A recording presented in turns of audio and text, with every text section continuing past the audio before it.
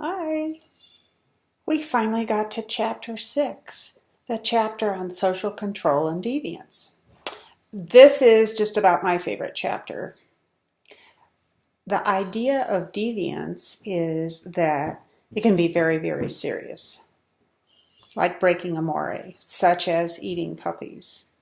Or it can be in-home deviance, like I'm doing. I've got my everyday jewelry on. And since I just finished mopping the floors, I thought I'd just keep my everyday outfit on. Is this deviant? Of course it is.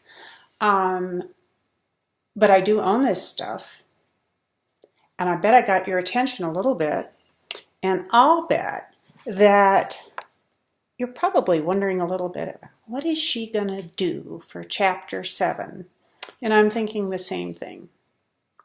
What I want to do for this chapter is to give you some stuff that's not really directly in the book, but that I think makes the sociological concept of deviance quite clear. So I'm contending that deviance is related and relative to 3 things: time, place, and power. Here's an example of how deviance changes over time. Years ago, women at a nice upper middle class supper would probably wear something not too far from what I've got on. And they would be showing a lot of cleavage. They would never show their calves and ankles, however. People thought that was entirely overly sexual. In fact, people were so uptight about the female leg and calf that pianos were covered with kind of like tablecloths, piano blankets. The idea was that men simply couldn't handle the suggestive shape, the curvy shape, the exactly perfect shape of a piano leg, and it would turn their minds to thoughts of sex with women, and they couldn't contain themselves, so we just covered up the piano legs. Now we can wear as little clothing as we want and show off our shapely legs. But I would never dare do a live lecture at school with deep cleavage. No, that's a no-no. So deviance changes from time to time. Deviance is also relative to place. In Saudi Arabia, women are not allowed to drive.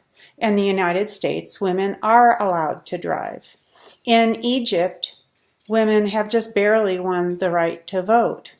In the United States, women have had the right to vote since 1920. Deviance is relative to place. Where can you go skinny dipping? I know a few places, but I'm not going to go to the city pool and suggest to anybody that they skinny dip. Deviance is related to power. People who are rich are never executed.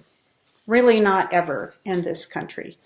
People who are poor, especially African American men, are executed on a horrifyingly routine basis.